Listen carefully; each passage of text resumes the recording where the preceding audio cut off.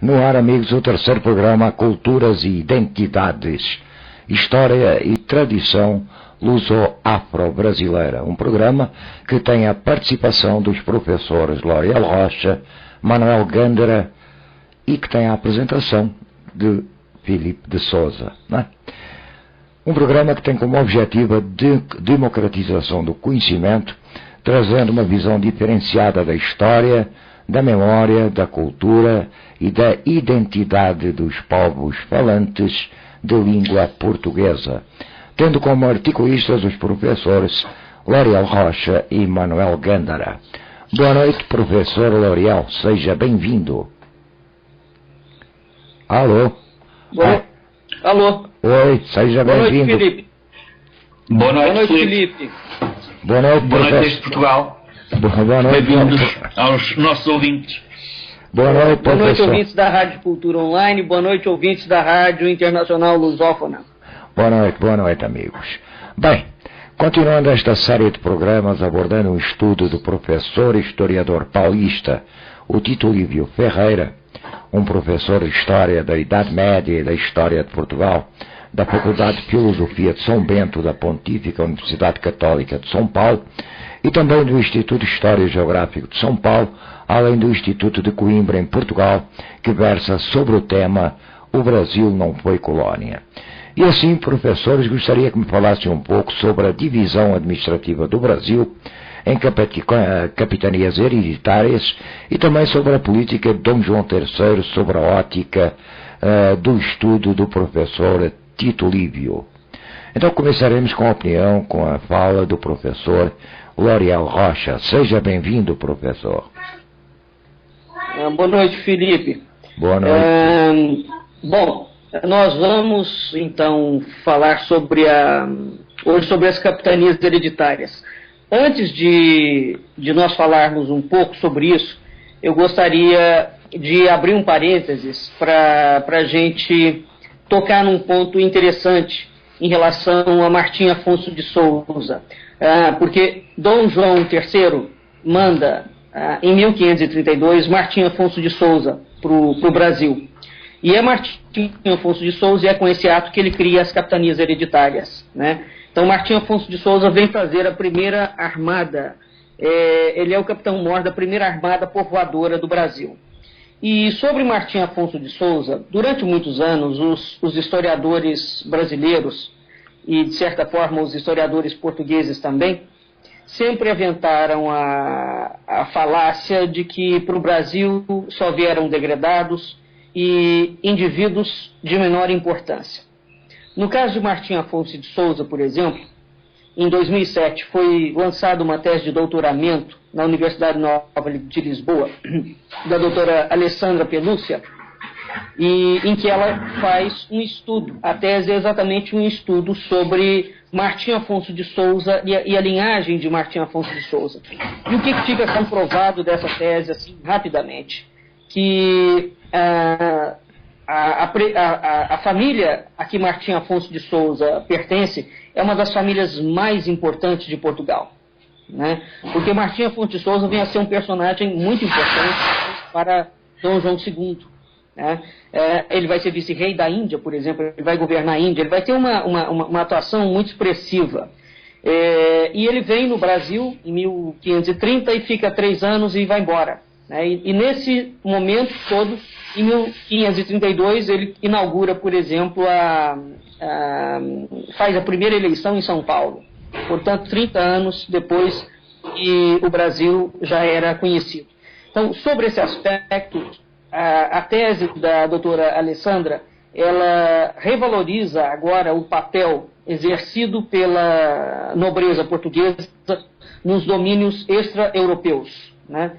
Então, hoje é sabido que os esforços que esses nobres fizeram de participação generalizada dentro desse processo, que é um processo diferente, claro, como o Gândara colocou, depois do assassinato do grão-mestre, é reconhecido, inclusive, que antes do assassinato de Dom João II, do assassinato do grão-mestre da Ordem do Templo, a nobreza portuguesa não participava com tanta atividade nos processos da coroa. né, ou pelo menos nos processos ligados à Ordem de Cristo. E a partir de meados de 500, por exemplo, é a partir de meados de 500 que o clero secular se afirma enquanto motor dinâmico dessa nova expansão portuguesa, né? E cria-se um surto missionário, que é onde vem aí, que vai ter um posicionamento importantíssimo para nós em relação à questão das capitanias hereditárias. Então, nesse aspecto, existe uma pertinência grande hoje quando a academia, de certa forma, é curioso isso, né? Volta a ter um olhar sobre a biografia, fazer uma análise genealógica para o entendimento de como é que foi a organização social e política, seja do Estado da Índia, seja do Estado do Brasil, né? Então, a escolha dessa ligação entre esses centros de poder, envolvendo os cortesãos e a coroa, está voltando a ter uma certa importância, tá? Martim Afonso de Souza faz parte da família dos Souzas Chichoro, né? Essa família, é uma das famílias de mais alta linhagem em Portugal. Ela está ligada ao início da nacionalidade portuguesa. Já em Dom Afonso Henriques, essa família faz grandes trabalhos com Dom Afonso Henriques, e mesmo antes, a linhagem genealógica dessa família é pontuada pelo menos até o século IX. Né? Portanto, antes, inclusive, de Portugal está formado aí. De forma que eu gostaria de abrir esse parênteses e falar que o Brasil precisa também, de certa forma, começar a rever aquilo que nós falamos que para o Brasil só vieram degradados, né? Então, o Martim Afonso de Souza, ele ocupou inúmeros cargos político-militares de relevo, que foram disseminados pelo Atlântico, pelo Brasil, pela Ásia, porque, como Gandra lembrou, quando se falava em Índias, falava-se no plural, né? E o Brasil fazia parte das Índias. Esses Souzas Chichoro, eles compõem, sem sombra de dúvidas, um dos melhores modelos ligados à nobreza medieval portuguesa, né? E eles vão dirigir e espalhar em loco essa empresa expansionista. É muito importante entender a trajetória dessa família, por exemplo, e talvez, embora os documentos em relação a isso sejam ainda muito esparsos, e a própria doutora Alessandra fala que a maior parte dessa documentação deve certamente pertencer às famílias nobres, né? E o acesso a essas documentações é sempre muito complexo, mas um dado interessante que talvez explique algumas atitudes em relação a Portugal, ou mesmo não atitudes em relação a Portugal, é que essa família dos Souza Chichoro, eles vão para a Batalha de Alcácer Quibir com Dom Sebastião, e eles são praticamente todos dizimados ali, né? Então, o Martim Afonso de Souza, por exemplo, por parte de mãe, ele está ligado à descendência do Sás, né? Estácio de Sás, Tomé de Souza, enfim, vai haver toda uma família posteriormente que vem ligada a esses Souzas e a esses Sás e Benevides, que vão ter uma presença muito forte dentro do Brasil, né? E essa família dos Souza Chichoro, eles fazem um trabalho. Eles desencadeiam a colonização na chamada Terra de Veracruz, e eles têm uma ação ultramarina importantíssima. Eles fixam negócios, fazem uma série de coisas, mas há, evidentemente, em cima deles também pesa uma acusação de que eles trazem familiares e facilitam coisas para os familiares, etc. Tal. Mas, certamente, o alcance do sucesso da donataria, das capitanias instituídas por Dom João III, deve-se a isso. Porque Martim Afonso de Souza era tido como um homem de múltiplos talentos, e um homem muito bem relacionado em Portugal, muito bem relacionado dentro da corte, era amigo pessoal de Dom João, e é inclusive recomendado pelo Duque de Bragança já para Dom Manuel, para a gente ter uma ideia de que, de fato, esse indivíduo que vem criar esse processo de povoamento desse Brasil era um indivíduo com uma estatura e com uma envergadura e com uma capacidade intelectual e de poder e administrativa muito grande. Então, esse é um ponto que esclarece a gente colocar essa perspectiva. Bom, o sistema de capitanias. Hoje, nesse programa, nós vamos falar alguns outros problemas que a época de Dom João III enfrentam, né? ligado a problemas ali no próprio circuito da Europa e que certamente influenciaram no Brasil, né, na instituição desse sistema de capitanias. Eu vou concluir aqui para o Gandhi entrar. O que acontece com o sistema de capitanias? Nós temos que ter em vista que quando Dom João III assume em Portugal, Portugal estava numa crise muito grande. E a coroa não tinha como sustentar todos aqueles investimentos e aqueles projetos de expansão ultramarina. Então fazia parte do planejamento da coroa, por exemplo, essa divisão das capitanias, porque ao dividir o Brasil em capitanias hereditárias, ela doava para aqueles que eram os donatários a responsabilidade de povoar, defender, colonizar e produzir dentro dessas capitanias. Em troca, o que esses indivíduos pagavam o quinto, ou seja, 20% de imposto para o governo, né? Então, naquela altura, não bastava Portugal ter descoberto o Brasil, precisava colonizar as terras, tomar posse sobre um certo aspecto. E esse sistema das capitanias hereditárias já tinha sido aplicado na Madeira e nos Açores, e deu resultados muito interessantes em relação a isso, né? Então, ele é aplicado também no Brasil, ele não é aplicado do nada, esse sistema já havia sido implementado em outras localidades, e o que interessa examinar aqui é que a doutrina jurídica da política de povoamento do Brasil, ou seja, a aplicação da política das capitanias hereditárias, ela era feita num grande ato que, primeiro, eram as cartas de doação e os forais da capitania, né? Então, a partir desses instrumentos jurídicos, os donatários ficavam de posse. Eles recebiam um foral e, a partir daquele foral, eles tomavam posse daquele sistema político-administrativo, né? É interessante quando nós pensamos quando a gente debita exclusivamente à coroa portuguesa uma atuação até no povoamento do Brasil, nós precisamos de entender que não foi a coroa portuguesa. A coroa portuguesa doa extensões de terra a nobres. Alguns desses nobres, os donatários, a maioria, por exemplo, nunca vieram morar ao Brasil, alguns poucos vieram, e cria-se um sistema que hoje o Brasil torna-se, por exemplo, um sistema praticamente feudal, porque ele fica na mão de indivíduos muito poderosos, e isso começa a dar um certo problema para esses indivíduos que têm posse dessas terras. Quando a gente imagina que hoje o Brasil é uma grande potência agrícola, de certa forma, isso é ainda resultado, como o coronelismo no Nordeste e em outros lugares, isso é ainda resultado ou efeito colateral desse processo de povoamento do Brasil que foi feito, porque estabeleceu-se a revelia da coroa, indivíduos com domínios muito vastos e muito poderosos, né?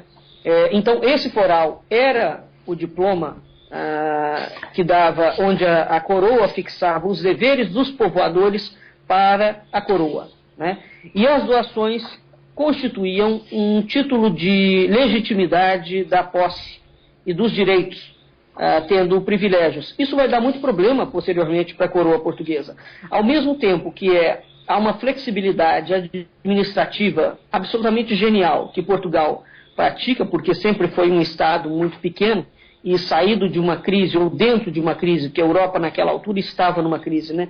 Não tem como gerenciar as suas terras. A medida administrativa em si mesma, se nós analisarmos hoje sobre os critérios de economia atual que a gente concebe, foi uma medida de gênio, né? Porque você permite ao outro que ele cultive a terra dele, ele faz todos os investimentos, como hoje os estados e os governos dão isenção de impostos para qualquer multinacional que quer se implementar em qualquer lugar do Brasil. O processo é equivalente, né? E em troca o cara vai produzir. Então, Portugal já fazia isso há 500 anos atrás. Sobre esse aspecto, sim, as capitanias hereditárias têm esse lado muito positivo e tem também o efeito colateral desse lado, né? Porque você dá muito poder a esses indivíduos e, em troca, esses indivíduos começam, de certa forma, a se opor à coroa ou a se sentirem mais importantes do que a coroa portuguesa. Eu penso que, para esse primeiro momento, é interessante a gente ter isso em mente, né, que Portugal não abandona o Brasil. Esse é o primeiro ponto.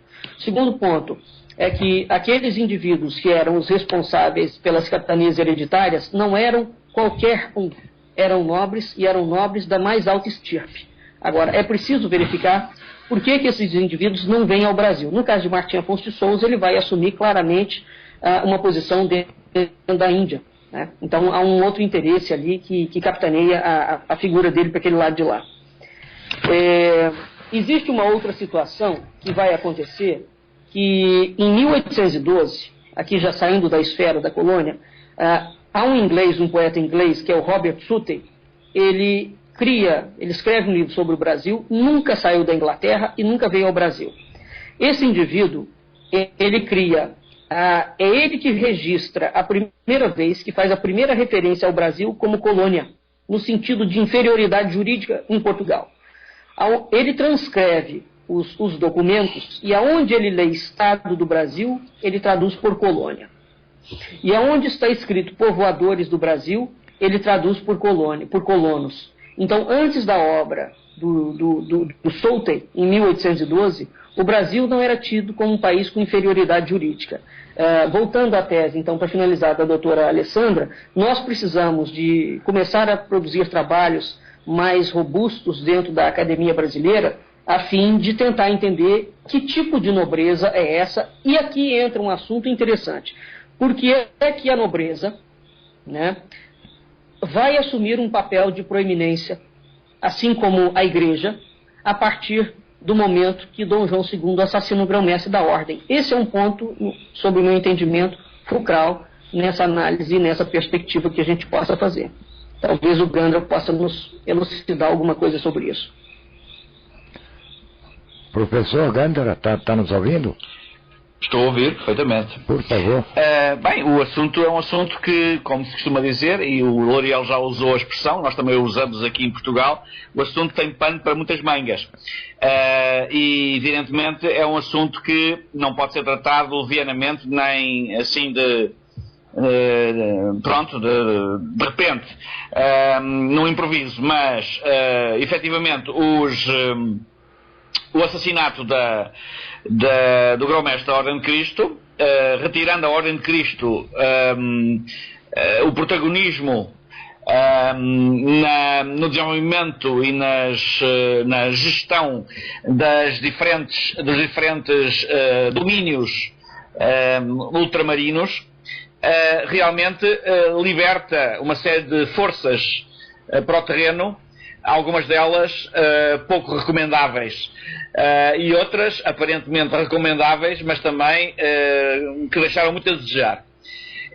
Entre essas forças estão algumas forças familiares, algumas famílias, e estão também algumas ordens religiosas. A ordem religiosa que mais intensamente pretendeu assumir-se como herdeira, e esta herdeira vamos colocar entre aspas, herdeira da Ordem de Cristo, portanto a Ordem Templária de Portugal, foi a Companhia de Jesus, foram os jesuítas. Aliás, houve mesmo jesuítas que fizeram uma espécie de paralelismo entre a Ordem de Cristo e a Companhia de Jesus, como sendo duas expressões, duas faces de uma mesma moeda. O que, na realidade, não é minimamente verdade. Portanto, o assunto é um assunto muito curioso, muito interessante, muito rico em detalhes, se formos aos detalhes, mas que eu penso que, de momento, pode perturbar, talvez, a linha de raciocínio que vimos seguindo. Não sei o que é que o L'Oréal pensa, mas se pensar diferente, seguiremos neste sentido, mas fico a aguardar a tua opinião, L'Oréal. Não, certamente concordo consigo. O que esses assuntos ligados ao povoamento, à colonização do Brasil, ou à tomada de posse definitiva do Brasil, ele tem tantos meandros, né, que realmente abrem-se tantas brechas, que realmente a gente tem que ter muito cuidado para falar sobre essas coisas, mas é significativo, ao menos essa mutação que a gente observa, né? Enquanto o projeto está na mão da Ordem de Cristo, existem inclusive alguns trabalhos no Brasil, alguns poucos trabalhos, que apontam Dom Manuel como tendo a ideia ainda, mantendo a ideia ainda de fazer um projeto imperialista, ou seja, ao objetivo de Jerusalém, né? E depois de Dom Manuel, isso muda radicalmente, né? Dom João III já vai para uma outra linha, uma linha mercantilista, uma linha de domínios familiares, e uma linha em que a Igreja assume um papel entra-de-sola dentro de Portugal e entra-de-sola dentro do processo de expansão marítima e, por conseguinte, da colonização brasileira. Né? É preciso já agora, deixa-me acrescentar um ponto, é preciso também lembrar que essas ordens religiosas, nomeadamente a Companhia de Jesus, é uma ordem de origem espanhola, e é no reinado de Dom João III que Espanha consegue colocar-se quase como detentora antes dos Filipes, antes da perda da independência em 1580, Portugal já é dominada em parte por Espanha. Primeiro por via da Companhia de Jesus e depois por via, quando Dom João III morre e a Dona Catarina assume a regência em nome de Dom Sebastião, em nome de Dona Catarina. Dona Catarina, como sabeis com certeza, como os ouvintes sabem, era espanhola e era irmã de Carlos V. E, portanto, estas coisas são importantes também para refletirmos e para ponderarmos todo este enorme imbróglio, como nós chamamos, esta enorme complexidade, a complexidade deste assunto, que tem como principal escopo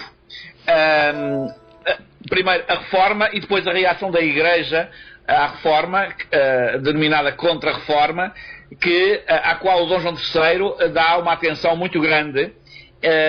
Portugal é um dos grandes apoiantes do Concílio de Trento, e o Concílio de Trento entra em Portugal com toda a força. Ora, isso altera substancialmente toda a forma de viver em Portugal, porque anteriormente a Dom João III, até Dom Manuel, poderemos dizer, a vida social em Portugal era uma vida em que todos cabiam, era uma vida ecuménica, havia um ecumenismo, havia uma partilha de crenças e evidentemente temos o problema dos judeus, mas o problema dos judeus, lembremos, foi o Dom João II que o criou, não foi o Dom Manuel. Mas até lá exatamente houve essa conjugação de esforços no mesmo sentido. Ou seja, havia um fito, havia um propósito, e esse propósito, que era guiado pela Ordem de Cristo, era acompanhado por todos quantos desejavam obter o mesmo propósito, ou alcançar o mesmo propósito que a Ordem de Cristo pretendia alcançar. E, portanto, e os judeus também, porque os judeus estavam lá. Um dos principais utilizadores judeus no processo foi o infante Dom Henrique. Não foi o único, mas foi um dos mais importantes. O Dom Afonso V foi outro, por exemplo. Mas pronto, portanto, esta questão é uma questão que tem muitos níveis que é preciso ter sempre em consideração. E para terminar, só direi uma coisa mais neste particular. É que, ao contrário do Dom João III, o Dom Sebastião tentou regressar exatamente ao plano anterior, que é o de Dom Manuel e da Ordem Templar de Portugal. É com Dom Sebastião que de novo surge a necessidade e o interesse pelo Norte da África como testa de ponte para atingir a Palestina, a Jerusalém. Lembro que o Dom João III abandonou muitas das praças africanas do Norte da África, do Magreb, e Dom Sebastião veio de novo reativar essa ocupação, vamos chamar assim, desse território, e a necessidade, visto que já tinha sido alienada parte desse território, de fazer alianças para de novo ter algum pé nesse território. É essa a razão, porque é uma das razões, não é exclusiva, porque acontece Alcácer Quibir. Bem, L'Oréal tem alguma coisa a acrescentar? Eu realmente, eu estou conhecendo alguma coisa a mais, muito embora eu conheça um pouco da história de Portugal, mas a convicção que eu tinha realmente é que os descobrimentos tiveram por finalidade, né, pelo menos é o que se convenciona na história aqui no Brasil, tiveram por finalidade para Portugal baixar os preços, né, procurar condimentos, né, para baixar os preços que eram praticados na época, lá na região. Vocês têm alguma coisa a falar sobre isso?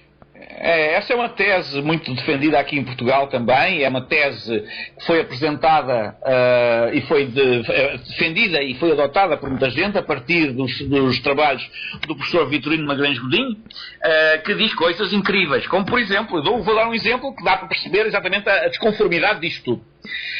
O Vitorino Magalhães Godinho diz que a razão principal do início da expansão em 1415, com a conquista de Ceuta e a entrada do Maghreb, se deveu à necessidade que Portugal tinha de pão. Isto é, se não havia cereais suficientes em Portugal, era preciso ir buscá-los onde eles existissem.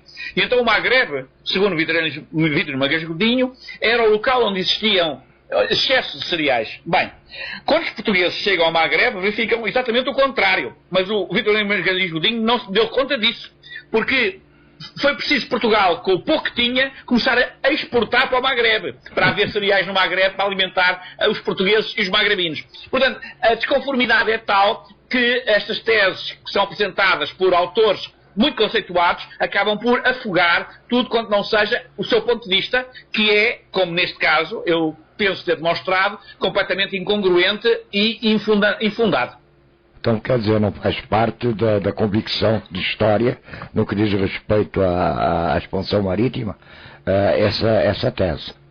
A questão dos secos e molhados, vamos chamar assim, é a questão do mercantilismo e dos secos e molhados. Quer dizer, aquilo que era um projeto espiritual passou a ser um projeto de secos e molhados, de supermercado, de mercearia. Quando essas questões entram como sendo as mais importantes. Os negócios, em suma. Quando os negócios entram e ganham espaço que antes tinham, mas secundariamente.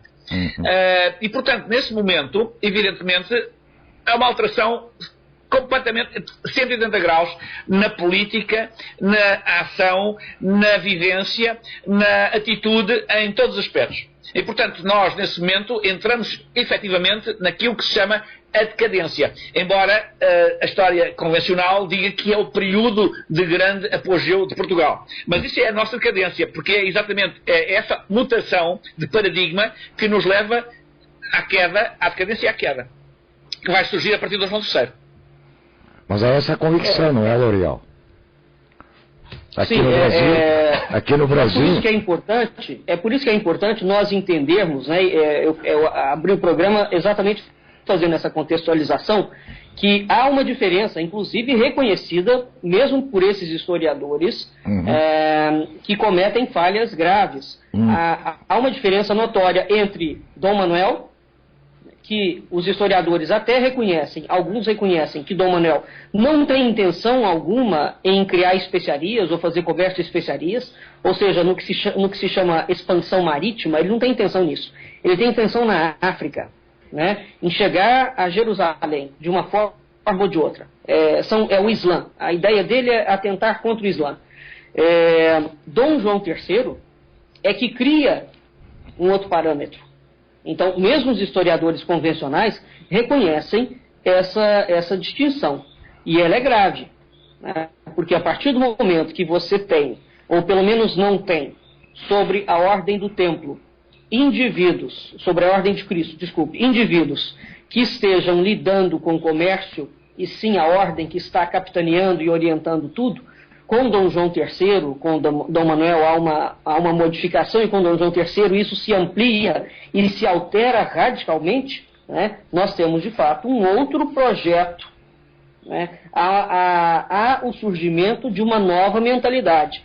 E é curioso porque os historiadores falam que essa nova mentalidade vai surgir em Dom João III por conta de todos os problemas que a Europa vivia naquele contexto, ligado à Igreja Católica. O que, a meu modo de ver, não faz o menor sentido uma explicação só por esse viés. né? Amigo, e já agora, se me permite ainda mais chega. É exatamente no momento em que o Dom João III, por exemplo, no caso do Brasil, cria as capitanias, ele cria as capitanias e oferece as capitanias a famílias nobres. Essas famílias nobres, na maior parte dos casos, não tinham qualquer ligação ou qualquer filiação à Ordem de Cristo. Algumas tinham, outras não tinham, mas a maioria não tinha. Ora, há uma diferença entre essas capitanias e as capitanias dos Açores e da Madeira. É que nos Açores e na Madeira, as capitanias são entregues a nobres que são cavaleiros professos da Ordem de Cristo. A diferença fundamental está aí. Alguma coisa a acrescentar? Dizem os documentos que Martim Afonso de Souza, como Estácio, são da ordem, né? Agora é preciso... Sim. Alguns são, outros não são. E evidentemente, tal como Salvador Correia de Sá, também era membro da Ordem de Cristo, mas pronto, há muitos que são, mas a maioria não é. Eu penso que isso vai fazer realmente a diferença fundamental na hora de colocar um plano em execução. Certamente. Né? Mesmo que já naquela altura, certamente, o plano gestado por Dom Henrique já não é mais o mesmo, claro. Já passou Dom Manuel, já está Dom João II. Sim, alterou-se com certeza. Alterou-se com certeza, mas alguma coisa a gente entende que se mantém na mão desses indivíduos que tinham certamente alguma ligação com a Ordem de Cristo. Claro, porque havia regras e havia ações e atitudes que eram, por natureza, características de um professo, de um cavaleiro professo. Um cavaleiro professo não poderia funcionar como um leigo qualquer. Havia uma ética e uma ação perfeitamente definidas que o conduzem na sua vida e inclusive nos seus empreendimentos comerciais, porventura existirem. Claro, que é o caso do Martim Afonso de Souza especificamente, né? Porque ele vem criar, é ele que vem criar o primeiro sistema de povoamento sistemático do Brasil. Então está na mão de um cavaleiro da Ordem de Cristo. Isso não pode ser um fato desconsiderado pela historiografia brasileira, e né? Como foi Tomé de Souza, também parente, e todos os Sás, que são aparentados dessa família muito antiga de Portugal, né? Uma das famílias mais nobres, talvez, de Portugal, esses Souzas, né? Então, nós temos que, de fato, ter um entendimento de que há uma mudança radical de visão e de atitude a partir do momento que os cavaleiros da Ordem de Cristo não são mais os gestores de um processo e que esse processo passa para a mão de outros indivíduos, né? Bem, Aurélio, você fez uma observação aqui na pauta, onde você fala sobre o direito foraleiro. Sim. Então, o direito foraleiro é exatamente esse que nós estamos falando. Para estabelecer uma capitania, o indivíduo tinha que ter documentação, né? Então ele tinha o foral e tinha as cartas de doação, né? Que era o primeiro ato que o rei mandou oferecer e que, a partir disso, o indivíduo era dono e senhor daquela terra, daquele território. E tanto as cartas de doação quanto os forais das capitanias obrigavam, repito, os donatários a cumprirem algumas regras. Eles tinham que financiar, em primeiro lugar, tornar a capitania autossustentável, né? Porque o governo, a coroa não tinha dinheiro. Eles tinham que povoar, trazer gente, povoar, botar aquilo para funcionar, torná-la lucrativa e defender. Eram 3 ações, inclusive registradas como um contrato. O donatário tinha que executar essas 3 funções: povoar, defender, né, e torná-la produtiva. É com essa visão que se veio desde o início. Então não se veio com uma visão de exploração. Essa é uma inverdade. Por mais que tenha tido excessos, e é claro que houve, ninguém aqui é ingênuo, o início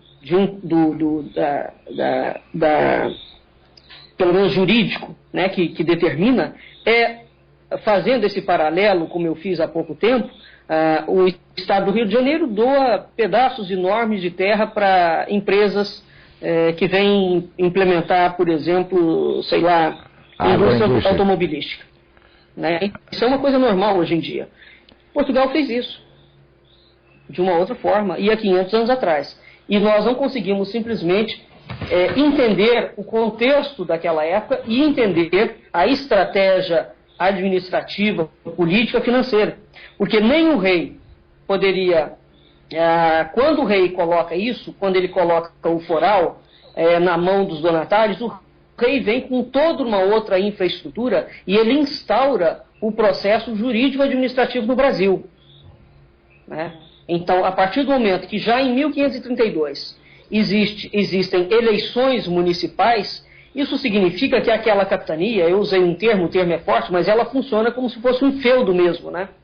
Ela é um Estado que se autogera. Ela tem que gerar recurso, ela tem que gerar lucro, ela tem que ter pessoas que vão para ali. O governador daquele local, seria hoje o que a gente chamaria, o governador daquele local tem que botar aquilo para funcionar. Então, sobre esse aspecto, o plano em si é muito inteligente. Né? Agora, porque se ele dá errado, é outra coisa. E a outra questão também é que para quem diz, ou para quem pensa que o pagamento do quinto era muito, o quinto é, portanto, 20% de imposto, eu lembro que hoje em Portugal, eu e todos os meus compatriotas e patrícios pagamos 23%. Bem, então vocês estão pagando pouco, porque aqui no Brasil está a média de 40%.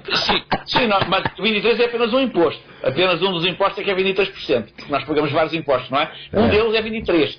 E, portanto, dá para perceber que pagamos mais hoje do que os donatários pagavam à coroa a partir do século XVI. E que gerou toda essa polêmica. É muita inadequação dizer que a coroa era rica. Não, a coroa nunca foi rica. Há inúmeras cartas, inclusive de jesuítas. O padre Serafim Leite tem, no livro dele sobre a história da Companhia Jesuítica no Brasil, mostra inúmeras cartas que os jesuítas, inclusive, mandavam para o rei de Portugal, falando, olha, o dinheiro acabou, não tem salário, está todo mundo passando fome, o imposto não dá para nada. Né? E não só os jesuítas, bem como vários indivíduos, reclamando ao rei de Portugal. E o rei fala que não há dinheiro. Não há mesmo. Continua igual. Só recebi o resto. Então nós precisaríamos, para entender por que o Brasil depois vai ter um sistema fundiário tão robusto e terá uma sequência de injustiças, certamente isso não deve ser debitado completamente à coroa portuguesa, mas sim àqueles indivíduos que ficaram aqui, tornaram-se donos dessas terras, e como a coroa estava do outro lado do oceano, e embora houvesse justiça, imagina, até hoje a justiça não chega em alguns recantos do Brasil, chegaria 500 anos atrás? É evidente que não chegaria. Então nós temos que ter em consideração também esses cenários que são completamente distintos, mas trazer para o plano da realidade a responsabilidade desses donatários, desses grandes indivíduos que foram donos de glebas extensíssimas, e qual foi, aí sim, a administração que esses indivíduos fizeram sobre as glebas para torná-las ou não produtivas. E aqui entra também uma outra questão, que é a questão do tráfico de escravos. Houve escravidão? Houve. Mas até que ponto a responsabilidade, novamente, é totalmente da coroa? Até que ponto nós temos que começar a verificar o que funcionava isoladamente dentro daquelas capitanias? Como é que elas eram administradas? Há relatos de oficiais de que um engenho na Bahia, um grande engenho, o maior engenho da Bahia, não tinha mais do que 150 escravos, homens. Bem, amigos, daí nós temos a ideia que essa análise que os historiadores falam, que tinham milhões de escravos, é preciso de rever isso. Porque se há esses milhões de escravos, de tráfico de escravos que é feito, há o tráfico e é feito. Mas qual é a quantidade? E quem é que está fazendo? É preciso começar a dar nomes aos bois. Exatamente. Quem é que realmente importou os escravos, né? Quem é que comprou os escravos? Bem, quem é que comprou? Os escravos, né? Quem é que comprou? Evidente. Evidente. Quem é que comprou? Quem eram os donos das terras? Exatamente. Porque são eles que compram os escravos, não é a coroa. Né? Mas ela era complacente com isso, né? Claro, certamente, porque era o modelo da época. E até pela dificuldade de mão de obra, né? Claro, claro. Houve uma necessidade de realmente ir buscar mão de obra onde ela existia, né? Agora a forma como foi feito aí é que eu não concordo. Mas então, nós iremos fechar e encerrar. Eu acho que tem mais alguma coisa a falar, Manuel, sobre o assunto desse bloco? Não, por enquanto não. Muito obrigado, L'Oreal, por me perguntar. Queria acrescentar mais alguma coisa, L'Oreal? Eu penso que também não. Você falou aí sobre o cochilo do mestre da historiografia, o Adolfo Van Hagen. Você já falou sobre esse assunto também? O cochilo do mestre. O Van Hagen. É o mesmo cochilo que teve o poeta, o Robert. Tá. É o mesmo cochilo. Ele vai fazer. O Brasil passa, os historiadores passam a fazer esse tipo de leitura de que o Brasil foi colônia ou de que o Brasil foi mal administrado por conta desses pequenos detalhes. Onde está escrito Estado, você escreve colônia. Aonde está escrito gente que povoa, você escreve escravos, e o Van Hagen fez a mesma coisa. A mesma coisa. E é ele que vai, já obedecendo que Dom Pedro II manda fazer uma nova leitura, né? Porque também Dom Pedro II, para criar um novo modelo de gestão, ou para autoafirmar o Brasil independente, vamos falar dessa forma, ele também manda rever a história de Portugal. Né? E nessa revisão da história de Portugal, não só rever, como reescrever. Nessa revisão e nessa reescrita, é aí que o Visconde de Porto Seguro comete esse erro e será copiado por uma geração de historiadores a partir disso. Esse é um dos pontos, inclusive, de bastante crítica do Tito Livio, né, em relação a isso.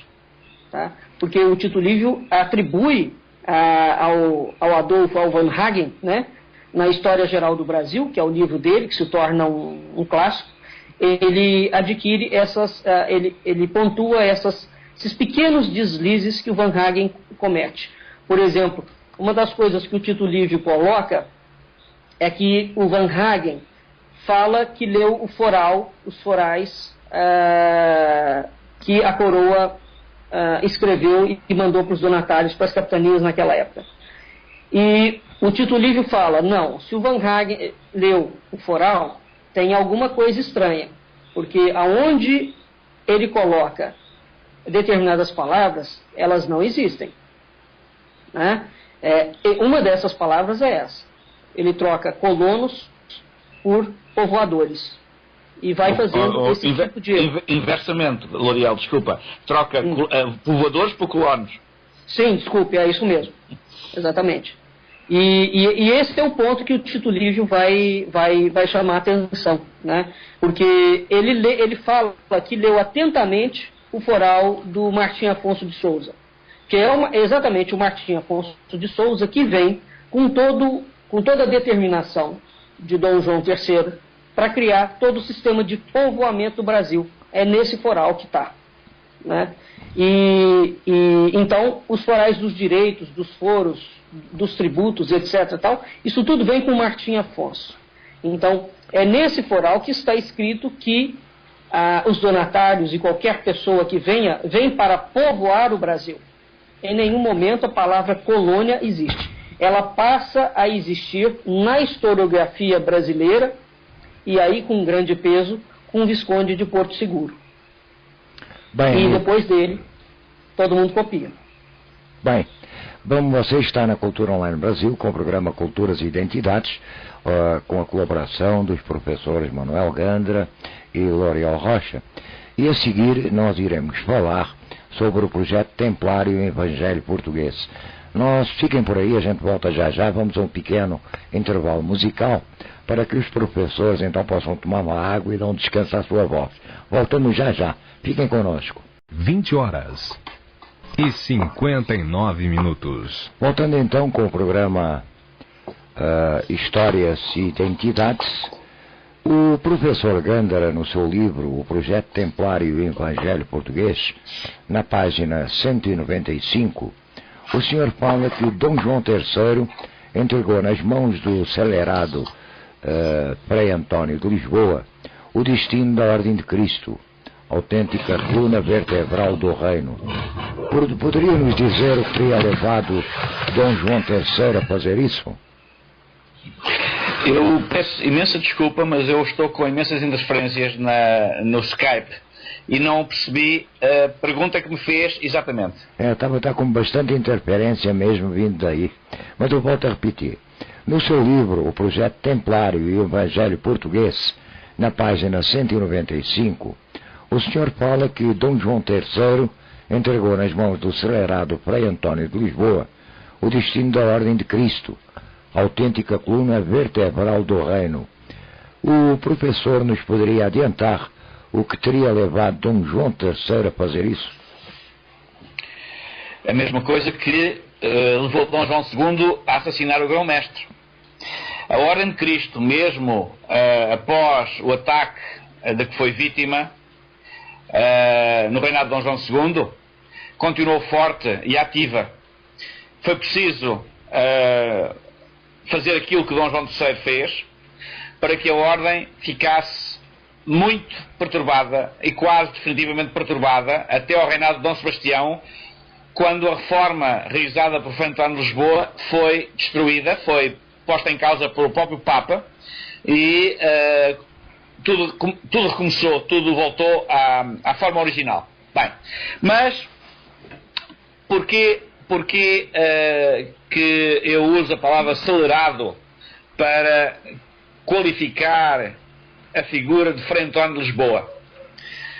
Frei António de Lisboa era um frade jerónimo, portanto, da Ordem dos Jerónimos, e era espanhol.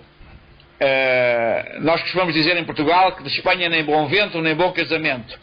Ora, cá está mais um exemplo. Foi preciso Dom João III entregar a um espanhol um serviço que seria difícil entregar a portugueses, porque a Ordem Templar de Portugal, a Ordem de Cristo, era efetivamente a coluna vertebral do reino. Não havia praticamente família nenhuma que não tivesse como membro, que não tivesse alguém na família, não tivesse alguém como membro da Ordem de Cristo, como cavaleiro professo da Ordem de Cristo. E portanto foi preciso entregar a alguém que estava por fora, que estava fora do processo, que era exterior ao processo, que era estrangeiro, para realmente concretizar esse ataque pérfido de Dom João III, que percebeu que a Ordem de Cristo, a continuar na sua atividade subterrânea, seria um entrave aos ditames régios e, inclusivamente, à entrada que Dom João III queria inabalável dos ditames do Concílio de Trento e das reformas do Concílio de Trento. Daí que o Frei António de Lisboa, inclusivamente, quando chegou a tomar com uma carta de Dom João III, na qual se dizia pouco mais ou menos que façam de conta que sou eu que vos chego a vós e que vos digo que quero reformar a Ordem. Aquilo que o Frei António de Lisboa vos comunicar será como se eu próprio vos estivesse a dizer pessoalmente. Eu próprio, o rei, vos estivesse a dizer pessoalmente. E portanto o que o Frei António de Lisboa diz, quando chega a tomar, mostrando os credenciais, evidentemente, é que está ali para fazer uma alteração substancial na vida, no cotidiano dos frades. A primeira coisa que ele pergunta aos frades é quem é que quer, quem é que concorda com esta minha atitude e quem discorda. Evidentemente que parece, de acordo com os dados históricos, que em maioria seria 99% dos membros da Ordem, dos cavaleiros professos e dos monges, disseram que não estavam de acordo. Então o Frei António de Lisboa sugeriu que abandonassem a Ordem. Eu direi que ele exigiu mesmo que o abandonassem a ordem, não sugeriu, exigiu que abandonassem a ordem. E fez mais. Ao ficar desguarnecida a guarda da ordem, o Frei António de Lisboa realizou vários autos de fé de documentação que existia em Tomar no cartório da ordem. Documentação essa que abrangia também cartografia. Grande parte, a maioria, a quase totalidade da cartografia que se guardava em Tomar desapareceu nessa altura. Sabemos que em Tomar havia um mapa que, segundo consta, abrangeria todo o orbe da Terra. Isto é, era uma espécie de réplica, se não mesmo uma cópia, se não mesmo original, do mapa de Piri Reis, que, como sabem, mostra inclusive a Antártida sem gelo. E mostra a América do Sul, do Norte, Central, tudo no sítio, completamente no sítio, com as distâncias mais corretas do que aquelas que constavam nos nossos mapas na década de 20 do século XX, 1920. Só após isso, os estudos sobre o mapa de Piri Reis, feitos nos Estados Unidos, levaram portanto, à retificação de alguns dos mapas que nós usávamos vulgarmente. Portanto, toda a documentação dos templários, é por esse mesmo motivo que nós hoje temos cerca de 70 documentos originais templários em Portugal. Os milhares de documentos que possuíamos foram queimados por Frei António de Lisboa em 1529, em Tomar, em vários autos de fé que ele organizou. E não só organizou autos de fé para queimar documentos, ele organizou autos de fé para queimar pessoas. Também ele fez esse serviço, não é? Essa limpeza que a Inquisição, que entretanto tinha entrado em Portugal, se aprestava para fazer noutros lugares do país e do ultramar português. Portanto, em suma, é isto que eu posso dizer. Não sei se o L'Oreal quer complementar e entraremos em diálogo, talvez seja mais interessante do que eu manter este monólogo. Aliás, tenho que vos dizer com um ruído de fundo muito desagradável e muito perturbador. Dr. Gander, aqui no Brasil nós temos uma divulgação muito grande das cidades portuguesas. E já que a gente está falando em templário, o senhor podia me falar alguma coisa sobre Tomar, a cidade templária? Com certeza. Bem, a cidade templária é a única cidade templária do mundo inteiro, porque as cidades templárias que existiam na Palestina ou em Chipre foram destruídas. Portanto, Tomar é neste momento a única cidade templária que existe no mundo. E o mais interessante é que a cidade templária de Tomar não é uma mera cidade, é só e apenas a réplica da cidade santa de Jerusalém. É como se a cidade santa de Jerusalém se tivesse transplantado para Portugal, tornando-se viva em Tomar, sede da Ordem do Templo da 9ª província templária no Ocidente, e isso foi feito por um mestre templário, que é um mestre templário, chamado Gualdim Pais, que durante vários anos viveu na Palestina e lutou na Palestina. E foi ele que pôs em marcha todo esse processo de construção da cidade e da sua organização espacial, onde está tudo rigorosamente no mesmo sítio, relativamente, claro, tal e qual como se encontra em Jerusalém. Seria certamente, para quem não conhece Tomar, seria enfadonho eu estar a explicar como é que isso se passa, mas pode ser que um dia alguns dos nossos ouvintes tenham a oportunidade de vir a Portugal, integrados nas visitas que estamos a promover, as Rotas do Sagrado, em que fazemos um percurso templário por vários locais templários de Portugal, e onde a Tomar dedicamos 3 dias de visita, porque é realmente uma cidade que merece ser esquadrinhada minuciosamente, milimetricamente. O meu padrinho de batismo, inclusive, foi pároco de Tomar, o Padre Frade. Como é que se chamava? Padre Frade. Sim, já ouvi falar, não conheço pessoalmente, mas já ouvi falar. Sim. Bem, amigo L'Oreal, o senhor tem alguma coisa a acrescentar? Porque o senhor fala sobre a educação brasileira na mão dos jesuítas.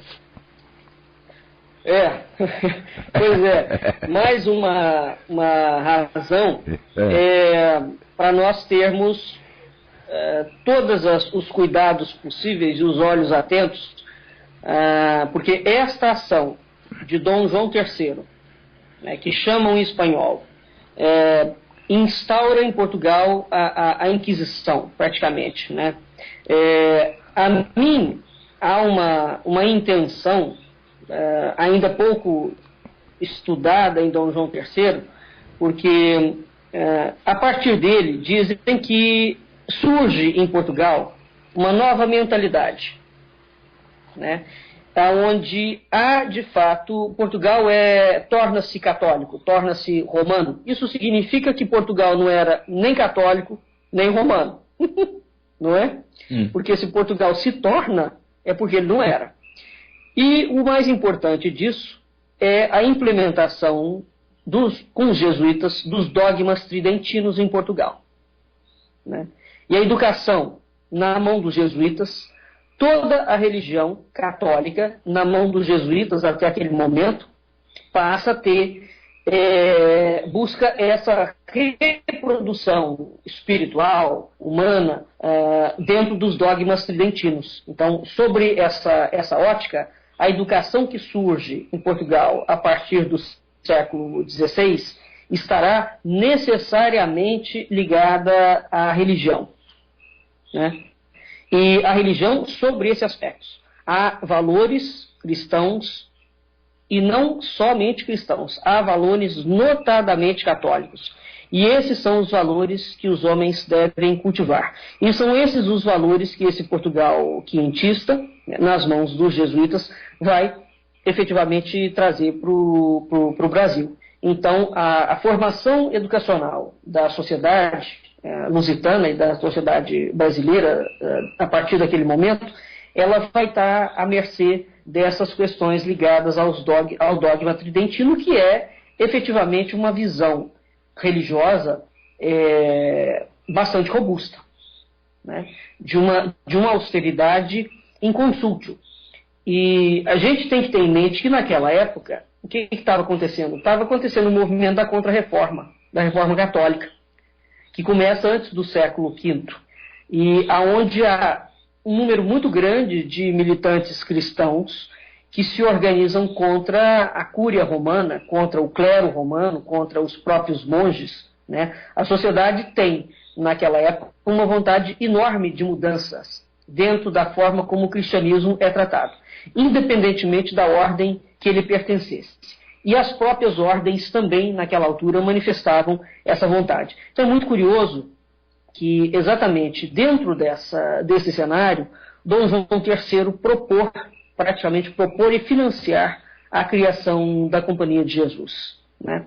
Então, os cristãos pré-tridentinos, eles dizem que a Igreja de Roma abandonou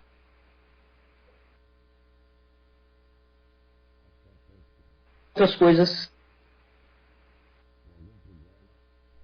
cenário de efervescência religiosa na Europa, que necessita e resulta estudar o porquê que Dom João III aprofunda esse cenário e lança como um programa de governo essa educação religiosa tridentina em todo o Império Ultramarino Português.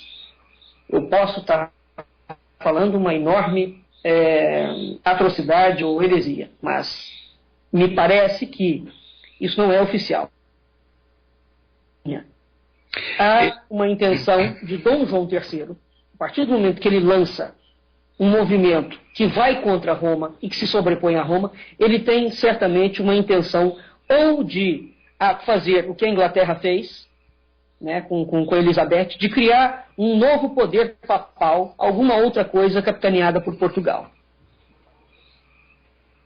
Eu não sei se o Gandra tem alguma coisa, concorda, ou se isso faz algum sentido dentro da história. Foi muito importante a participação portuguesa em Trento, no Concílio de Trento, não há dúvida, e houve efetivamente muitas definições saídas de Trento que foram propostas pelos representantes portugueses. Sim. É preciso dizer-se também que Dom João III pediu ao Papa a instalação em Portugal do Tribunal de Santo Ofício, portanto, da Inquisição. E o Papa negou. E o rei de Portugal, usando uma lei antiga, que é a lei do Beneplácito Régio, que foi instaurado por Dom Pedro I. Dom Pedro I é o rei famoso da Inês de Castro. Usando essa prerrogativa, que isso é um exemplo de como Portugal não era um país católico. Se fosse um país católico, no auge da teocracia papal, há um rei, o Dom Pedro I, que institui uma lei contra o Papa. Ora, o que é que diz essa lei contra o Papa? Diz que nenhum ditame papal, nenhum breve, nenhuma bula, nenhum outro documento papal pode entrar em funções em Portugal, pode tornar-se legítimo em Portugal sem o prévio consentimento régio. Ora, isso era matar completamente a teocracia papal. Pois foi isso exatamente que acontecia em Portugal. Havia essa lei. É a demonstração de como Portugal não era um país católico, mais uma vez. Bem, ora, e foi lançando mão dessa lei, do Beneplácito Régio, que Dom João III disse ao Papa, terá dito ao Papa: bem, se Vossa Eminência não me conceder o Tribunal da Inquisição, eu tenho poder para criar um próprio que fique independente de Vossa Eminência. E aí o Papa percebeu que talvez fosse conveniente conceder a Portugal o Tribunal da Santa Sé, o Tribunal da Inquisição, porque senão ele ficaria completamente independente da Santa Sé. Este é um ponto. O segundo ponto, e é o ponto curioso, é que o homem que tratou disso, o diplomata português chamado Baltazar de Faria, que tratou diplomaticamente do processo de instauração do Tribunal da Santa Sé em Portugal, está sepultado no Convento de Cristo em Tomar e foi sepultado lá por acordo do Frei António de Lisboa. Ou seja, eles estavam ambos conluiados no mesmo processo. E, portanto, este assunto tem muitas vertentes, mas sempre, qualquer que seja a vertente pela qual nós o tomemos, vamos sempre cair na mesma questão. Relativamente àquilo que o L'Oréal sugeriu, efetivamente, eu concordo que havia um projeto de supremacia por parte de Portugal e de Espanha, não apenas de Portugal. Era um projeto transnacional em que a Companhia de Jesus faria de agregador, de a Península Ibérica se tornar, digamos, num poder alternativo à demais Europa, e exercer até uma certa influência sobre a política pontifícia, de modo a fazer pender para o seu lado exatamente essas regras tridentinas que foram, em grande parte, na sua maioria, propostas por portugueses ou por espanhóis. Exatamente, porque só um projeto ambicioso, visionário e profundo dentro de um contexto europeu justifica uma ação tão profunda como essa que Dom João III faz ao cortar, né, e destruir, porque não há outro termo, ele destrói a ordem de Cristo. Isso significa que ele aniquila, ele deita abaixo, né, todo um projeto que Portugal, desde o início, orienta-se por ele, segue. E também significa que, se dentro desse projeto que Dom João III coloca, a ordem de Cristo é tida como um empecilho, evidentemente que aquilo que a ordem capitaneava não tem nenhuma similaridade ou afinidade com aquilo que futuramente se implanta. Isso é claro, né? Porque o próprio Dom João III, a igreja nesse aspecto, com aval dele, persegue judeus, protestantes, bruxos ou qualquer pessoa que se manifeste contra a fé católica, né? Então, assim, há três formas de ser um bom cristão naquela época, desde que ele não questionasse Roma. Então, era um lado interessante. Até é preciso notar que até os bons cristãos, como por exemplo Erasmo de Roterdão e outros congêneres, foram censurados em Portugal e em Espanha. E a princípio Dom João III até se afiniza um pouco com Erasmo, chama ele para se não me engano, dá aulas em Portugal. Sim, nunca chegou a acontecer, mas houve vários autores que depois são excomungados, que foram convidados para dar aulas em Portugal na Universidade de Coimbra. Exato. Então, há muitos indivíduos que vão criticar, né? Há uma elite intelectual muito grande que se destaca na época de Dom João III e que critica enormemente toda esta política que ele está atuando. O André Rezende, o Antônio Ferreira, o Damião de Góes, que é assassinado. O Luís de Camões. Cria-se nessa altura uma linguagem cifrada que é compreendida apenas por alguns, e que é uma linguagem anti-romana. Aliás, é chamada poesia do amor. Chama-se, aliás, do amor platónico, mas é uma forma também, um eufemismo, porque amor aqui é grafado com letra maiúscula, com A maiúsculo, e se nós alterarmos, se nós substituirmos a palavra amor grafada com A maiúsculo, quando essa palavra surge em qualquer texto, pela palavra Roma, portanto que é o anti-amor, em português é possível, é o anagrama, não é? Verificamos que faz sentido. E, portanto, sempre nos aparece a palavra amor grafado com maiúsculo, surgidos por Roma, e o texto é uma diatribe contra Roma e contra a Igreja Católica.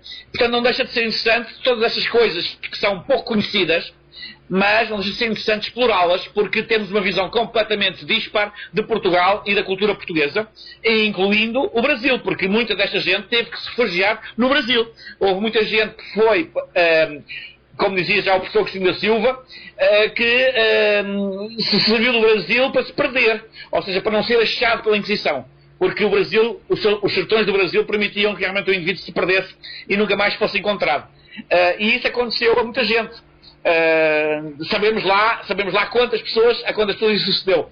Certamente a muitos milhares. Nós só conhecemos alguns nomes, mas sabemos que essa linguagem é uma linguagem muito forte, foi estudada já por alguns autores. Eu próprio me dediquei ao estudo de alguns pormenores dessa linguagem no meu livro O Projeto Templário e o Evangelho Português. Se os ouvintes, não sei se os ouvintes terão interesse nisso, não sei, L'Oreal, achas que sim, tem interesse nisso, eu dar alguns exemplos de palavras cifradas? Com certeza. Então, claro. Eu vou ver se encontro aqui rapidamente no meu livro algumas das palavras cifradas que eram usadas para... Está aqui, exatamente. Por exemplo, sempre que se utiliza a palavra amigo, isso significa iniciação.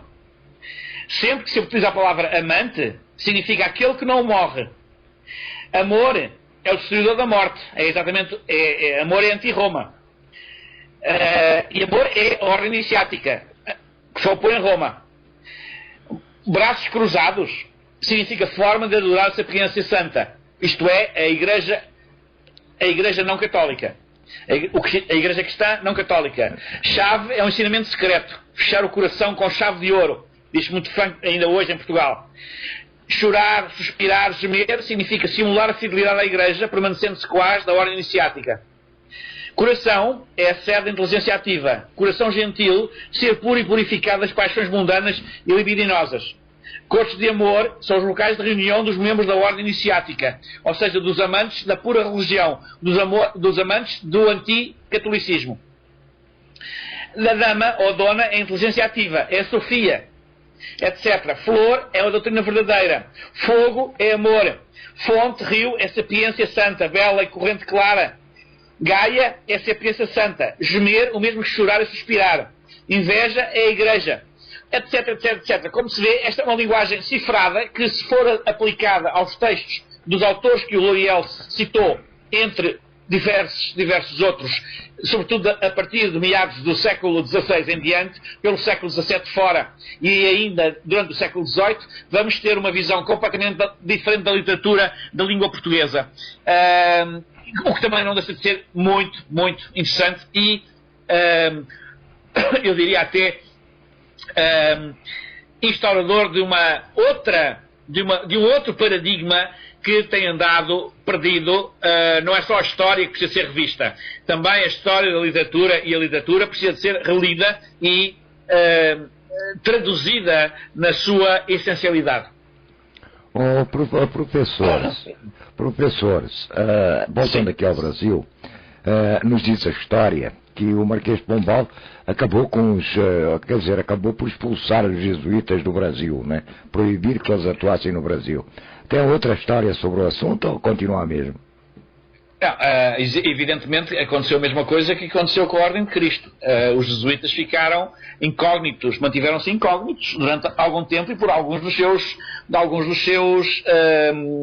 mais importantes domínios. Agora, evidentemente que a sua atividade foi dificultada ao máximo.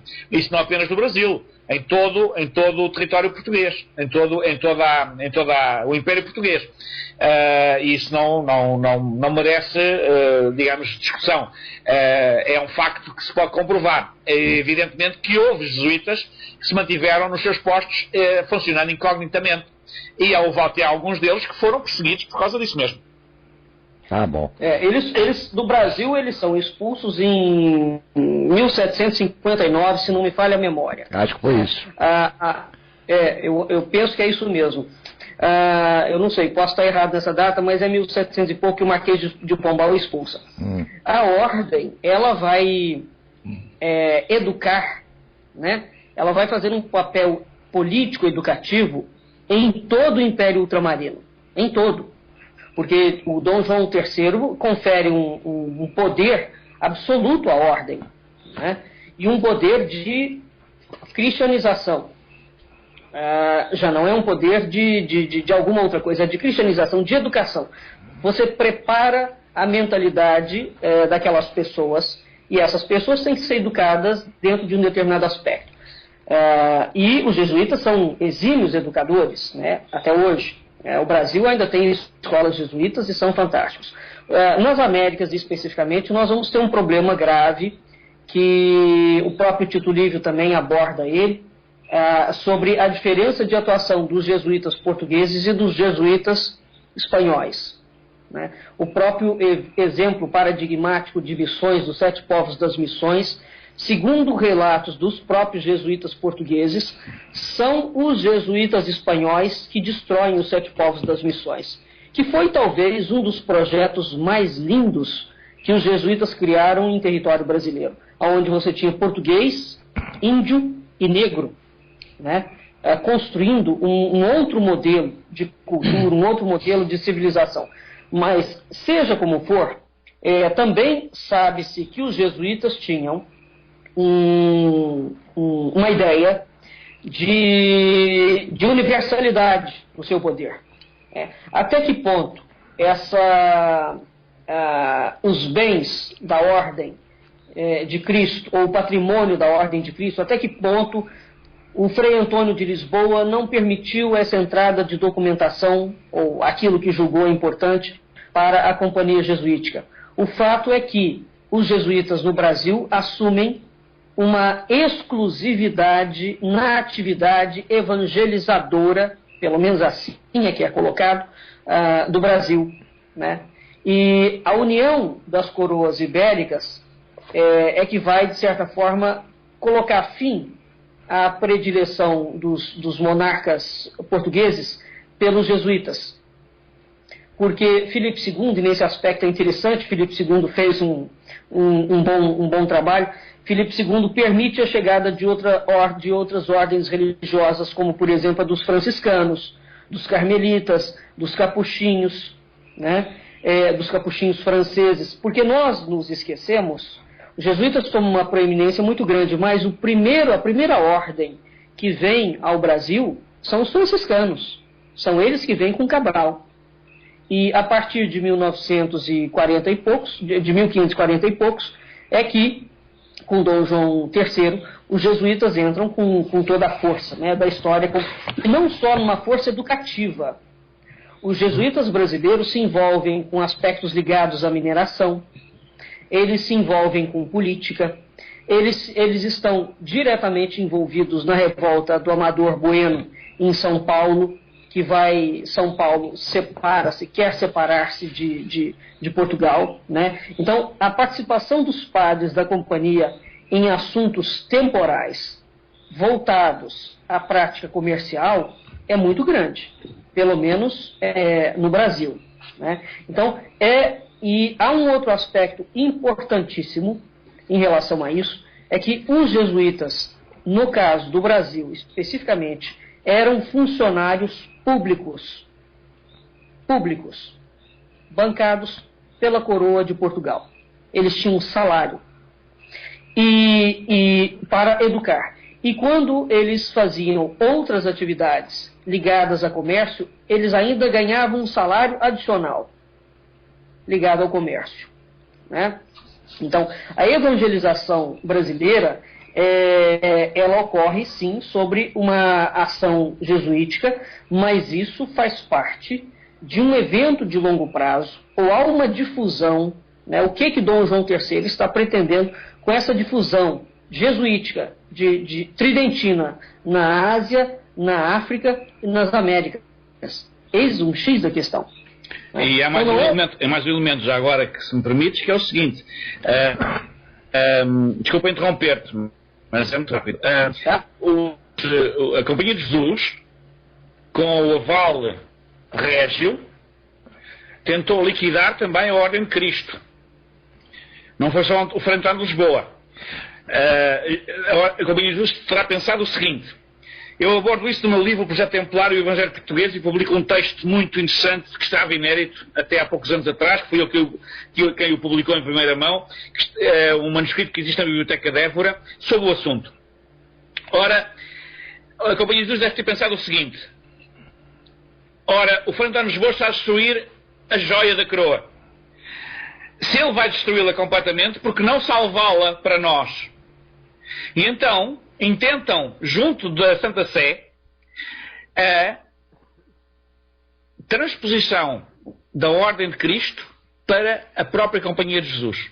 Isto é, a Ordem de Cristo deixava de estar dependente dos frades e de Frei António de Lisboa, dos frades a quem até então tinham estado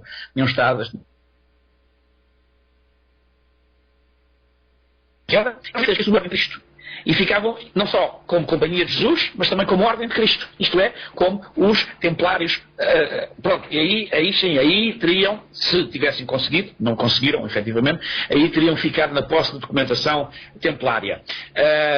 Todas as tentativas que eles fizeram para o efeito goraram-se, porque também havia ainda frades do antigamente, anteriores à reforma de Frei António de Lisboa, que tinham agentes em Roma e que conseguiram mostrar ao Papa e à Santa Sé, de forma geral, que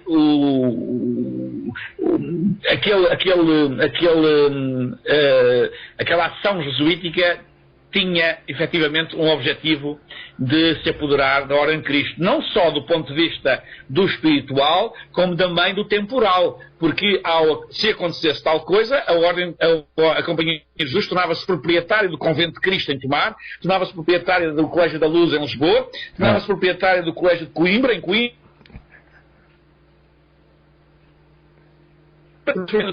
porque eram os jesuítas, nessa circunstância, os gerentes, passariam a ser os gerentes da Ordem de Cristo, da Ordem Templar de Portugal, a Ordem de Cristo. E, portanto, é um aspecto também curioso que é preciso ter em consideração. Bem, amigos, vamos terminar esse bloco por aqui, voltamos ao assunto até numa outra oportunidade, porque senão nós não fechamos a pauta. Vamos para um pequeno intervalo musical. Vocês estão na Cultura Online Brasil, com o programa Culturas e Identidades. Fiquem por aí, a gente volta já. Olha lá, o professor já está com tosse, então vai tomar uma aguinha e a gente volta já, tá bom? Fiquem por aí. Voltando à democracia e também à autonomia, o tema, o Brasil não foi colônia, e sobre esse tema o professor Tito Livio, ele afirma que já se votava no Brasil desde 1532. Professor Ariel, poderia-nos falar mais sobre isso? Com certeza. O Tito Livio é um homem muito interessante porque ele vai estudar vários aspectos. Existe o hábito de se falar que os americanos, né, são os campeões da democracia das Américas. Não é verdade. Não é verdade mesmo. É exatamente em São Vicente que surge a primeira Casa Legislativa das Américas, porque Martim Afonso de Souza vai fazer a eleição. Já que nos demais países, ou as colônias, né, a possibilidade da população decidir ou votar, decidir os seus destinos, ela só surge um século depois, pelo menos, dentro dessa realidade. E mesmo nos Estados Unidos da América, a instituição do voto, do que a gente entende hoje como voto, ela só aparece na época da Declaração dos Direitos, ou seja, em 1776. É o clássico 4 de julho do americano, né? Então, esse discurso também do Tito Livio, essa fala dele é muito interessante.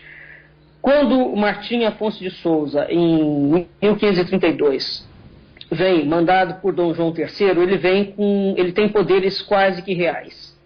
E ele preside a primeira eleição popular e instala a primeira Câmara Municipal das Américas, que é a Câmara Municipal de São Vicente. Até essa cidade de São Vicente, né, anda fazendo algumas releituras sobre o trabalho do Tito Livio, porque ele fala exatamente sobre isso. Então, o que significa esse núcleo, né, onde se realiza a primeira eleição popular na América? O que é município? Município é uma república romana, né? A palavra vem das repúblicas romanas quando César conquista a Grécia antes de Cristo. E César fica encantado com o funcionamento da República Ateniense, que é um tipo de funcionamento de república municipal, porque a Grécia naquela altura era formada por uma federação de repúblicas municipais, onde Atenas era o modelo, Atenas de Péricles, né? Então, quando César volta para Roma, ele dá à República Romana uma amplitude nacional, se a gente for empregar uma terminologia moderna. E ele faz com que essa república municipal que havia na Grécia tivesse uma amplitude maior, né? Evidentemente que fracassa a ideia de César, sabe disso. Por outro lado, Augusto, quando entra como imperador, ele compreende o valor da república municipal. Então, o império é o laço, passa a ser o laço que vai unir todas as repúblicas, os municípios romanos. Com a queda do Império Romano, no século V, não desaparece a instituição municipal, porque nas chamadas províncias do Império Romano elas vão existir, né? Então, no século IX, por exemplo, quando essas províncias estão completamente desagregadas, como nós falamos anteriormente, com a queda de Roma no programa passado, as cidades entram em colapso, né? Então, as províncias do Império, porque naquela altura não existe a Europa como hoje a gente entende, né? Então, aquelas províncias elas procuravam um meio de se transformar em nações.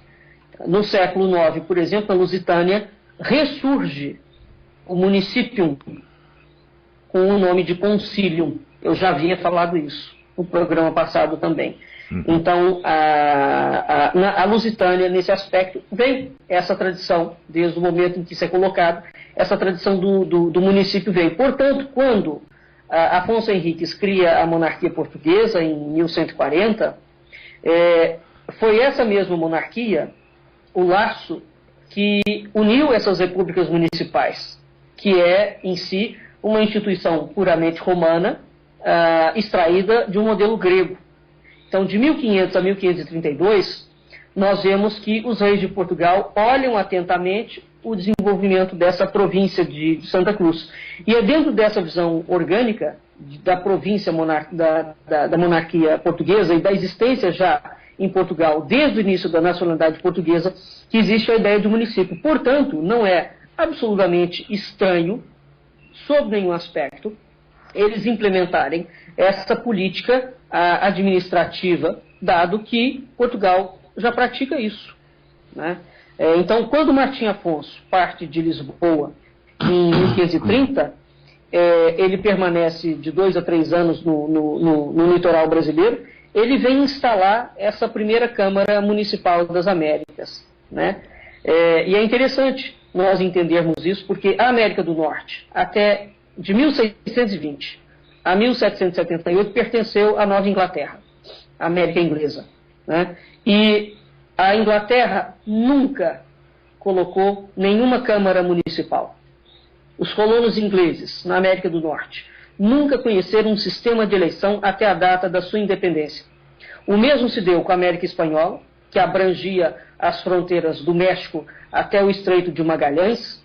Havia um processo parecido com as câmaras municipais luso-brasileiras, mas esses indivíduos não eram eleitos pelo povo, eram designados diretamente pela Espanha. Portanto, o povo não estava presente naquela parte, ignorava completamente como é que era administrada a célula municipal. E há casos no Brasil, inclusive, de que os próprios munícipes mandam cartas para a rei de Portugal cobrando determinadas atitudes à população. Então, o Brasil, desde 1532, sim, o povo toma parte ativa nas eleições do concílio, ou do conselho, que é hoje tido como a Câmara Municipal, porque é esse povo que comparece e é esse povo que vota. E há um código eleitoral, né? Mais do que um código eleitoral, quando, por exemplo, a gente tem uma ideia, quando vai haver a fundação de Salvador e quando o próprio Estácio de Sá chega para fundar o Rio de Janeiro em 1565, já existiam cartórios, já existia sistema jurídico funcionando perfeitamente, haviam juízes já no Brasil, né?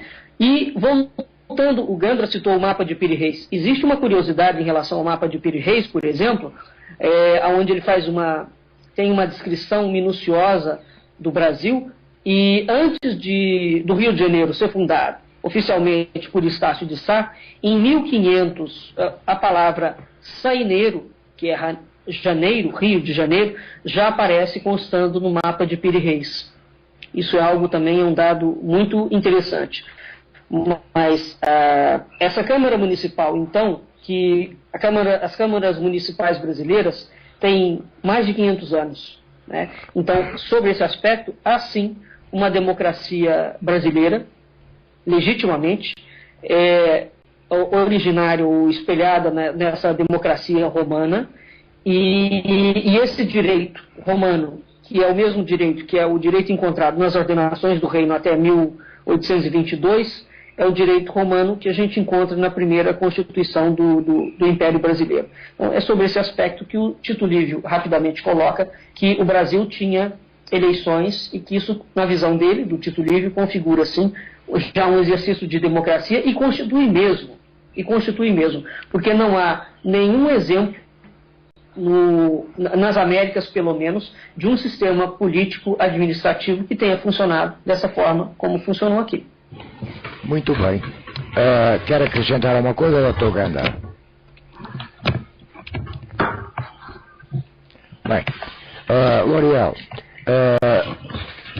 eu gostaria que você me falasse sobre o conceito do professor Dr. Fidelino Figueiredo, de que a história tem dois planos: a história subterrânea de superfície e a história integral oculta. Bem, pode começar a falar sobre isso, L'Oréal, né? Depois o professor Gandra, quando se arrumar lá, fala um pouco sobre o assunto. O Gandra creio que poderia falar sobre isso belamente, mesmo porque esse é um dos temas que abre um livro espantoso dele, que é o da face oculta do rosto da Europa. Uhum. Eu gostaria que o Gandra falasse isso para nós. Então, professor Gandra, por favor. Bem, lá está, é outro tema muito complexo também, mas podemos, vá lá, dar um cheirinho, como se costuma dizer. É evidente que o nosso mundo, o nosso universo é constituído por muitas e variadas camadas de realidade que se arrumam como acontece com uma cebola, com as diferentes camadas de uma cebola. A consciência humana é muito reduzida relativamente a tudo quanto a cerca. E, portanto, seria efetivamente despropositado, para não dizer outra coisa, que nós tivéssemos a veleidade de dizer que conhecemos todas as camadas da realidade, ou que temos acesso a elas, quando os nossos sentidos, os sentidos físicos, os 5 sentidos, sabemos, não abarcam sequer em muitos casos, por exemplo, o que os sentidos físicos de um cão, de um gato ou de um outro qualquer animal com qualidades específicas nesse particular abarcam. Portanto, efetivamente, a nossa consciência é muito diminuta relativamente àquilo que o nosso universo, é composto. E a história é uma expressão da vida individual e coletiva que cabe perfeitamente dentro dessa arrumação. Porque também a história é fruto de um cruzamento, de uma rede, de uma tessitura de situações que nem sempre são compreensíveis, mesmo aos mais inteligentes, e até mesmo para esses, às vezes até essa tessitura é para eles mais incompreensível que se pode imaginar. Porquê? Porque não é possível nós passarmos de um estado de consciência condicionado por idiosincrasias pessoais, educação e outras condicionantes que nos produzem ou nos vão produzindo ao longo do tempo, para algo que é independente disso. A nossa visão do mundo é uma visão do mundo, como a própria expressão indica. Não é o mundo, é o próprio. E o mundo, ele próprio, é muito mais complexo do que a nossa visão dele consegue abarcar. Daí que há, efetivamente, sempre uma história oculta e há uma história presente. A história presente é aquela que a nossa visão consegue abarcar. A história oculta é aquela que a nossa visão não consegue abarcar. Mas, mesmo dentro daquela zona em que a nossa consciência pode abarcar, há também uma história oculta. Eu diria, sem gracejar, que a maior e mais importantes, e as maiores e mais importantes sociedades secretas do mundo não são maçonarias nem quejandas, são os próprios governos nacionais. São verdadeiras sociedades secretas. E a história, tal como nós a conhecemos hoje, é, por demais evidente, é fruto da influência dessa história subterrânea que não chega, portanto, ao conhecimento da generalidade das pessoas e que, no entanto, molda o mundo e define a nossa vida de uma forma global, sobretudo nos tempos que correm. E, portanto, de uma forma muito sucinta, porque penso que o nosso tempo também se está a esgotar, eu diria que a vida dos povos e a vida dos indivíduos tem um aspecto que poderíamos dizer que é inconsciente e tem outro aspecto que podemos dizer ou chamar consciente. Creio que aquilo que torna aquilo que nós designamos por consciência, tanto a nível individual como a nível coletivo, é na realidade inconsciência. Aquilo que torna verdadeiramente consciente a nossa vida, a nossa ação no mundo, como indivíduos ou como coletividades, é aquilo que vem de algo que nós colocamos numa área de inconsciência. Podemos chamar-lhe mito, podemos chamar-lhe como quisermos, mas normalmente a palavra mito é aquela que resume de uma forma ideal exatamente esse lado de lá das coisas, que o lado de lá do espelho, que nós não vemos, porque nós vemos apenas um reflexo, não vemos o lado de lá do espelho, vemos o nosso reflexo no espelho, o lado de lá do espelho não vemos, e que no entanto está lá. É a outra face da moeda. Se alguém conseguir, sem usar um espelho, ver as duas faces da mesma moeda ao mesmo tempo, teríamos efetivamente o conhecimento do lado de cá e do lado de lá. Não conseguimos, só conseguimos ver uma face da moeda de cada vez, sem recorrermos a um espelho ou a algum objeto refletor. Portanto, é esta a imagem da história de superfície e da história oculta. Ambas fazem parte do mesmo objeto, ambas fazem parte integrante do mesmo sistema de coisas, do mesmo universo, só que os nossos sentidos não conseguem abarcar ambas simultaneamente, exceto casos muito raros e particulares de indivíduos que têm essa possibilidade de ver com os olhos da alma. Ganda, eu costumo falar que a escrita da história ela é muito circunstancial, ou seja, eu até costumo usar um termo nas minhas palestras, quando eu falo sobre história, eu costumo falar que a história foi escrita de acordo com quem pagou melhor. Né? Isso aí, assim, é lógico que a gente utiliza no vernáculo mais popular, né? Mas realmente foi isso, não é, Ganda?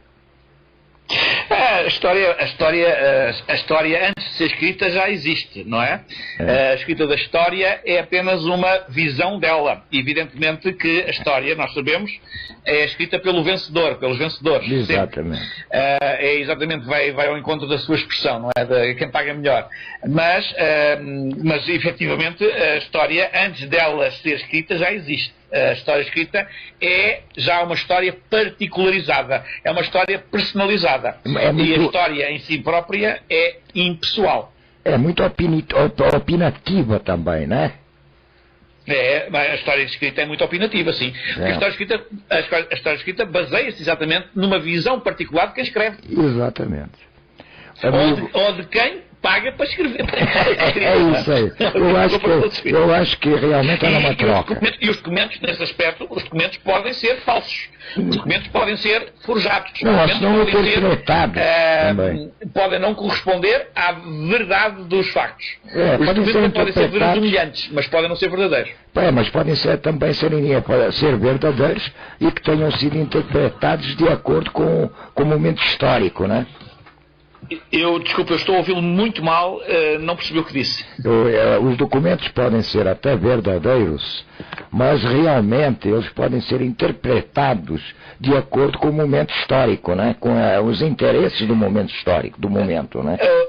Vamos lá ver. O nosso problema, sobretudo no mundo em que vivemos, é que há uma cultura de opinião. Que, porque todos nós, supostamente e muito democraticamente, temos que ter a nossa opinião para nos afirmarmos, quando na realidade quem emite opiniões sem conhecer a fundo o assunto sobre o qual opina, mais vale estar calado. Também. Mais valeria estar calado. E, portanto, nessa perspectiva, evidentemente, a história muitas vezes é escrita por indivíduos aos quais eu chamo habitualmente opiniastos, e que são efetivamente leitores do facto histórico numa perspectiva personalizada. É isso que eu estou a querer dizer. A história em si mesma não existe antes de ser escrita. A história acontece e, portanto, o que nós fazemos é cristalizá-la. O que os historiadores fazem é cristalizar um ponto ou outro da história mais interessante para si ou mais interessante para quem lhes encomendou a tarefa. Mas, na realidade, a história existe e é aberta, não é personalizada. Quando alguém a personaliza ou nacionaliza, evidentemente está a criar uma visão particular da história. Exatamente, são os diversos pontos de vista que inclusive hoje são muito pontuais na nossa imprensa e nos nossos intelectuais. Professor Lorel, o senhor tem alguma coisa a acrescentar sobre o assunto? Nós estamos com 21 horas e 57 minutos, agora 58 minutos, para fechar então. Não, sobre isso não. Eu gostaria de avisar os nossos ouvintes que nós estamos disponibilizando as gravações do programa no Facebook, tanto do nosso instituto, quanto do Manuel Gandra. Né? Então, o nosso Facebook é www.facebook.com/Mucaraj. Eu vou soletrar MUKHARAJJ.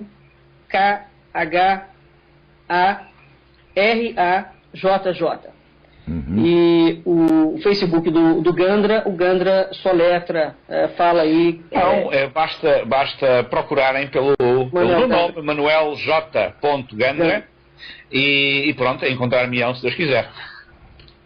Porque nós, né, Felipe, isso é uma forma de nós continuarmos ampliando esse debate e disponibilizando esse acesso ao conhecimento, que é efetivamente a proposta, né, do nosso programa. É democratizar o conhecimento E às vezes a pessoa não pode, por alguma razão, nos escutar à noite, e depois ela tem o acesso a esse programa disponibilizado. Isso, né? Inclusive, L'Oréal, tinha aquele outro projeto também de disponibilizar literatura sobre os assuntos tratados e sobre os diversos livros que tanto você, L'Oréal, quanto o professor Gandra já editaram, né? Vocês têm alguma coisa, já têm alguma coisa para propor, para colocar? Lembra sobre o assunto da biblioteca que nós viemos a abordar? Nós temos. O Gandra tem em Portugal, né? Já tem livros. Quem está em Portugal entra em contato direto com ele. O e-mail dele é manueljgandra@gmail.com. Certo. E nós, ou então, se as pessoas quiserem saber mais, tem o e-mail de contato do nosso programa, não é? Certo. Que é o culturasidentidades@gmail.com. Nos mandem, entrem em contato conosco, porque nós temos também todo o interesse em fornecer essas documentações, trocar ideia com professores da rede pública, com alunos, com estudantes, com pesquisadores, ou mesmo com o público leigo em geral, sobre esses temas, né? E a gente tem uma série de publicações também que falam que são especializadas em 5 áreas temáticas, que são as áreas de domínios tanto do Centro Ernesto Soares de Iconografia Simbólica, em Mafra e aqui no Rio de Janeiro, quanto do Instituto Mucarage. E das quais podemos fornecer catálogo a quem nos solicitar. Com certeza. Bem, então, amigos, muito obrigado, professor Gandra, muito obrigado, professor L'Oréal, por mais esse programa maravilhoso, por mais esse conhecimento democratizado, por essa boa vontade de disponibilizar o vosso tempo, que não é tão farto assim, né? Mas então, muito obrigado a todos vocês, ouvintes, boa noite. Por favor, Dr. Gandra e Dr. L'Oréal, se despeçam dos nossos ouvintes. E nós estamos encerrando por aqui, então, o nosso programa História e Identidades. Então eu despeço-me daqui de Portugal, desejando felicidade a todos os ouvintes e desejo de que nos coloquem questões no sentido de nós podermos ainda tornar mais minuciosas as abordagens que vimos fazendo. Eu também dou boa noite aos ouvintes da Rádio Cultura Online, aos ouvintes da Rádio Internacional Lusófona. Subscrevo as palavras do Gandra e coloco também a questão que, caso alguém tenha algum tema evidentemente ligado à história luso-afro-brasileira ou que queira que nós abordemos, né? Evidentemente, se estiver dentro do nosso escopo de competência, mande um e-mail para nós, culturasiidentidades@gmail.com, porque aí nós procuraremos trazer temática transversal para que a gente consiga criar um pouco mais de entendimento fora de caixa, né? Como dizem atualmente.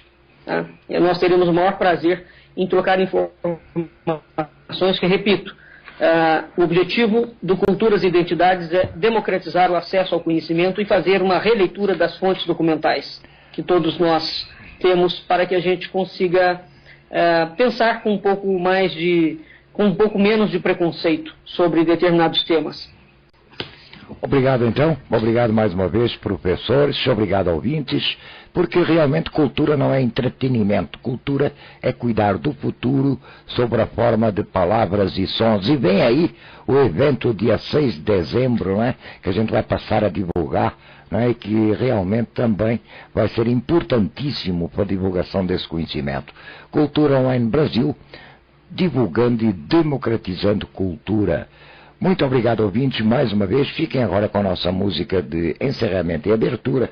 E a gente volta amanhã às 20 horas com o nosso programa Noites de Domingo.